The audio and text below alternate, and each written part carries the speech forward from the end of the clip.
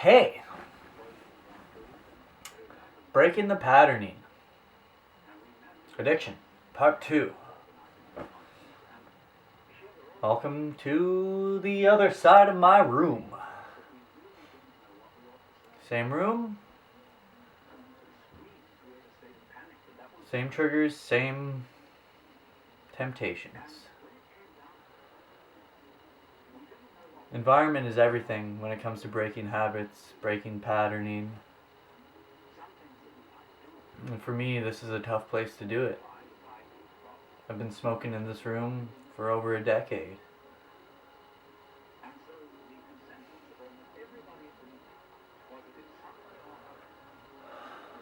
We all have our vices. A lot of them are intended to bring us more happiness, bring us more desire. Some are just blatant avoidance or suppression. To say that we aren't addicted would be a complete lie. It would be complete denial. For me, one of the most intense vices we have nowadays are these things, our devices.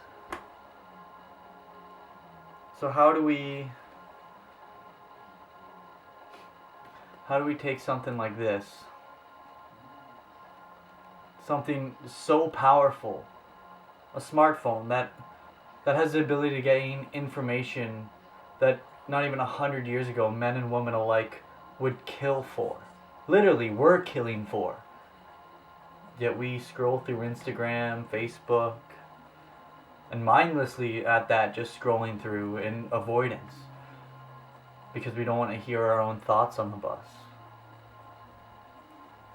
For me, I guess there was a lot of avoidance in marijuana usage.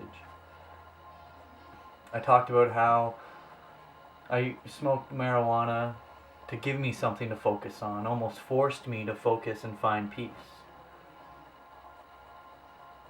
Well, I'm trying to break that dance. I'm trying to break that patterning. I want to find the focus from within. A lot of these mental addictions are just patterning. It's the deep rut. It's like taking a wheelbarrow from the garden to the shed and taking the same path over and over again, from the shed to the garden, from the shed to the garden. Eventually that wheelbarrow is going to indent the earth so much that the wheel becomes rutted. You do it long enough and that wheel will almost disappear into the earth, to make it seem almost impossible to have that wheelbarrow take a different path. Oh, I can't do my homework unless I'm high. Oh, I can't do this unless I'm high. Oh, I can't do this unless I have a drink. It's all the same thing. It's a belief. It's a patterning. But we can break that patterning. How? We gotta change the dance. For me, as I said, this room is a big trigger for me. It holds a lot of temptation. I just worked today and I came home after 8 hours, and the first thing I wanted to do when I entered this room was smoke pot, cannabis, marijuana. But what did I do? I decided to change the dance. Instead of finding a sense of enjoyment or release from that bong toke, I decided to have a shower. I also decided to rearrange my room a bit. For me, a dirty room is a dirty psyche. Our living space is very symbolic of our brains, of our minds. So I urge you, if you are finding yourself being stagnant or in discomfort, in distress in your living space, try to clean it up. If you struggle cleaning, then ask me for some advice. I think over the years I became a damn good cleaner. I once hated doing dishes. I once hated cleaning. I once hated doing mindless tasks. But I've begun to find peace in that. I see some of the mindless tasks as the best tasks for contemplative work. Wax on, wax off sort of thing. To be able to find a task that holds such a simple muscle memory of wax on, wax off, or canals, or one of my biggest revelations, tree planting. Once the body understands the muscle memory, the focus can shift. The body will continue doing the same thing, but the mind now shifts its focus to a new primary thought process. And that thought process becomes very pure. It's meditative for me. I know a lot of people hold the belief that meditation means an absent mind, a clear mind, a mind that's blank. But no, for me, meditation is about shifting the focus to a point of being witness, being a complete observer of where the thoughts go. Now, through breath and through many other skills, we can allow those thoughts to become more calm, and we can direct them. But that takes time. I'm definitely still working on that. So for me, to break these patternings, contemplative work is some of the best things I've found. It's a solace for me. As you can see, there's a bunch of dream catchers above me. That is my new solace. Crafting has always been an outlet for me, but I'm realizing how much beauty there can be in it.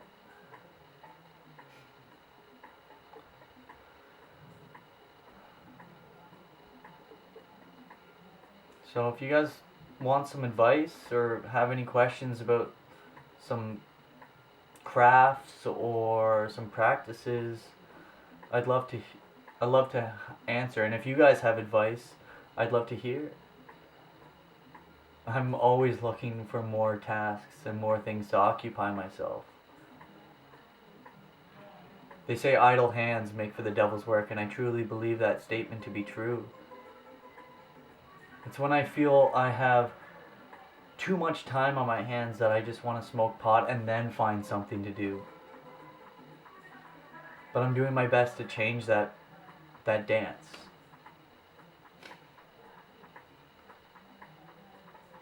There's so many things we can do. We can work out, as I said, we can clean if that is pleasing to you. You can have fun. You can find desire.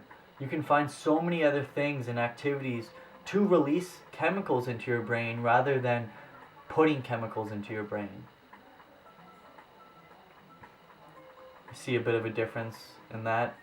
There's the ingestion, the inhalation, the consumption. But ultimately, at its finest, it's all the same thing. It's chemicals. I think I rationalized smoking pot so frequently because of the fact that we have these receptors in our body that recognize it so well. Truly, I actually do believe that marijuana is so medicinal, and this is being proven now because we have these endocannabinoid receptors in our body. Endo meaning our body produces itself, our body holds those. It's not a foreign substance to us. We produce cannabinoids, CBD. And that's why it helps calm our body. That's why it helps calm inflammation. But I know we can tap into our body's system and release those chemicals on its own. We've heard about runner's high. We've heard about many different highs from even walking. Going to the park releases serotonin and dopamine. And it's just about breaking that pattern of, rather than finding it in a substance of a drug, finding it in a substance of an activity. So I urge you, the next time you are feeling compulsed to even scroll through social media mindlessly, find something else. Research on this wonderful device.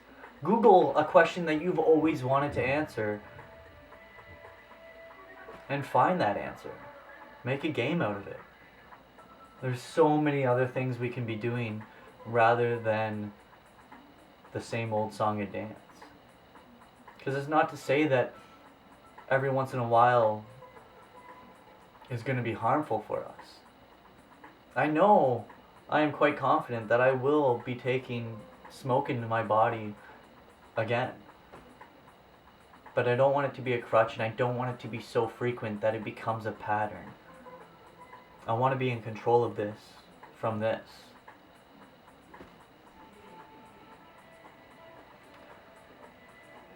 So once again, guys, if you have any questions or comments, concerns, I'd love to hear it. I'd love to talk. I'd love to be making more videos for you guys with topics you bring. Yeah, I don't want to ramble much more, but I hope to share with you guys again in the future. Much love.